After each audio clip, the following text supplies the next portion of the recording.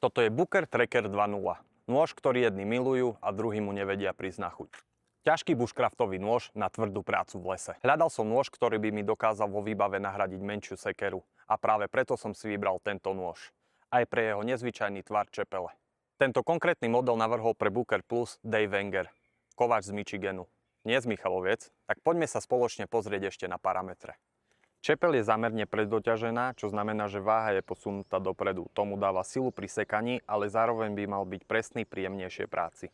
Full tank vyrobený z uhlíkovej ocele 1095 s práškovým lakovaním. Váhou 474 gramov a dĺžkou čepele 18 cm robí z tohto noža obdivuhodný kúsok. Celkovou dĺžkou 31 cm budí naozaj rešpekt. S hrúbkou chrbta 6 mm zvládne toho naozaj dosť. Rukové z mikarty klasika, na ktorú sa dá spoľahnúť. A ešte jedna vec, čo sa mi na ňom páči. Rukoveď je skrutkovateľná, nenitovaná. Dá sa jednoducho dole, takže si vieš vyrobiť vlastnú rukoveď a spraviť si z neho niečo naozaj jedinečné. Súčasťou je samozrejme kidexové púzdro. Tak poďme si ho spoločne vyskúšať pri sekaní a porovnáme si ho rovno so sekerou.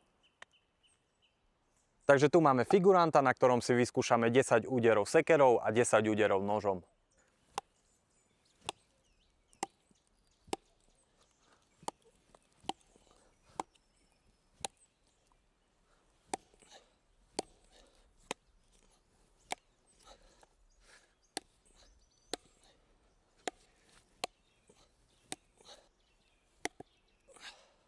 Na pravej strane je výsek nožom a na ľavej strane je výsek sekerou. Hlbší výsek urobila sekera, ale ani nôž sa nemá za čo hanbiť.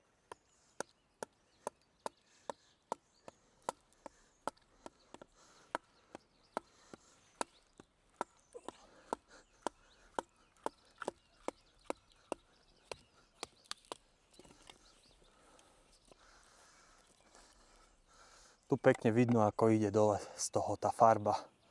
To práškové lakovanie nie je moc kvalitné. Už po pár výletoch von som zistil, že farba dosť schádza. Štiepanie dreva je týmto nožom úplná pohodička. Keďže tá čepel je proste na to vstávaná.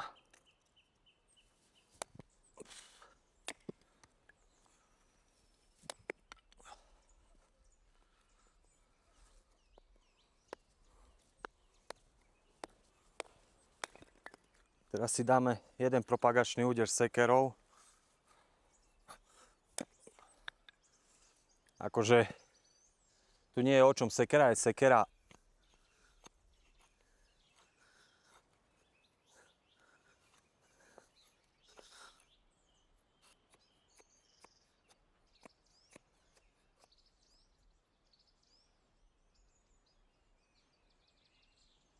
Nožom je to viac jemnejšie.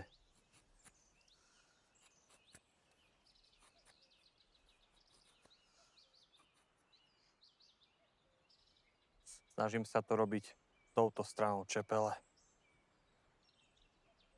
Ak by ti prekážalo napríklad veľkosť tohto noža, ale páči sa ti, ako tento nož vyzerá a má taký ostrý charakter, vieš si zadovážiť aj menší kúsok napríklad. Vždy je zachovaná tá čepel, ako vidíš tu. Ja som vtedy potreboval, keď som si ho kupoval, nôž, ktorý mi fakt nahradí sekeru a môžem povedať, že na jednodňové, dvojdňové výjazdy do prírody, keď už má všetko hotové, tak je to veľmi dobrá varianta a náhrada tej menšej sekery. Samozrejme, nemôžeš od neho čakať to, že tú sekeru nahradí úplne plnohodnotne, keďže napríklad také zabíjanie kolov do zeme, kolíkov, klincov alebo tak, s týmto to nezvládneš. Musíš nájsť dobrý kameň. Čo by som ešte tak vytkol, nebolo by od veci mať sem takú úderovú pätku, že s tým dokážeš aj byť niečo, vieš, napríklad ako som povedal, tie kolíky. Pár gramov by tomuto nožu určite už neublížilo. keďže aj tak je už dosť ťažký. Medzi najväčší plus, ktorý ja v tomto noži vidím, je ten charakter a tá tvár tej čepele, že proste, že keď ho niekomu ukážem, tak povie, wow, to čo to máš, ty kokos. To je Rambo nož a hovorím, nie, to je Booker Tracker 2.0. Karta je veľmi, veľmi vďačný materiál, strašne dobre drží grip, či už za mokrá alebo za suchá v rukavici a je trvácna. A mi veľmi páči to, že tá ručka z mikarty nie je nitovaná, ale je šrubovaná. Takže bez problémov ju vieš vyšrubovať a keď ti to treba napríklad očistiť alebo tak to nie je problém. Akože veľa ľudí mi povedalo aj to, že tento nož sa hodí tak maximálne na bitúnok, na rozrábku alebo tak, že takýto na čo to tuna, hej. A ja si myslím, že tento nôž má svoje miesto v bushcrafte. Čepel, a neviem, či to zaostri. Čepel není vôbec vykusnutá, hej.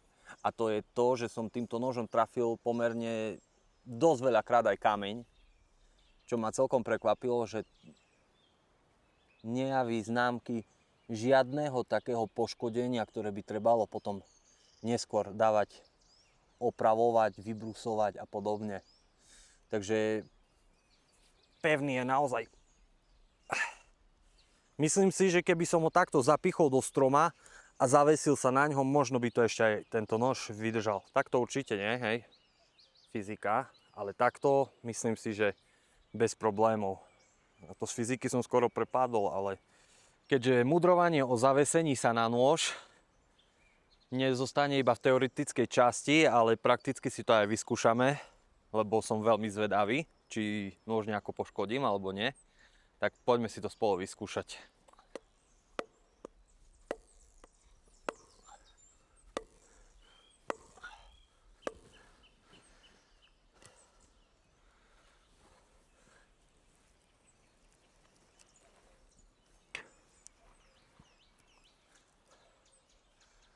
Len či ho teraz vyťahnem. To bol dosť blbý nápad, ale...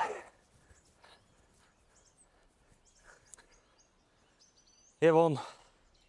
Je von?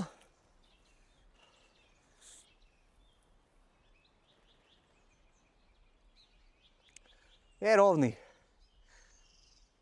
Takže zvládne fakt veľa. A teraz ste to mohli vidieť. Mám 90 kg, zavesil som sa na ňo, takže vydržal. Booker má dlhoročnú tradíciu vo výrobe nožov. Je to všetko pekné. Len by si mali posvietiť na to praškové lakovanie. Možno to je tým, že pokiaľ ten nôž vchádza do dreva a tu sa rozširuje nôž, tak preto tieto časti tohto noža sú viac namáhané trením, tak v týchto častiach sa tá farba lupe najskôr. A potom samozrejme tu dole pri ostri. To je časť noža, táto polka dole, to je časť noža, ktorú som využíval vždycky najviac. Vyrezávať a takéto veci som ním nikdy nerobil. Vždycky som proste naletel, vedel som, treba mi 8 dvojmetrových kolov, cak, vybavené, hotovo. Ak by som ti dal tento nož takto, že tu máš, vyskúšaj si ho, určite by si mi potom potvrdil, že na ťažkú prácu, čo sa týka sekania, by si mu hľadal ťažko konkurenta. Pre niekoho môže byť mínusom aj komplikovanejšie brúsenie, ale oválnou osličkou to dokážeš pekne nabrúsiť. Najväčším plusom tohto noža je za mňa určite to, ako je super vyvážený. Tá predná strana tohto noža je ťažšia, takže ty keď udieráš, ten úder sa násobí. Takže je jednak presná a dopad tej síly dokáže 10 cm polienko, 10 cm polienko na výšku úplne v pohode preseknúť. Či sa jedná o čistenie padnutých stromov od konárov, toto zvláda tiež brilantne. Je to pracant.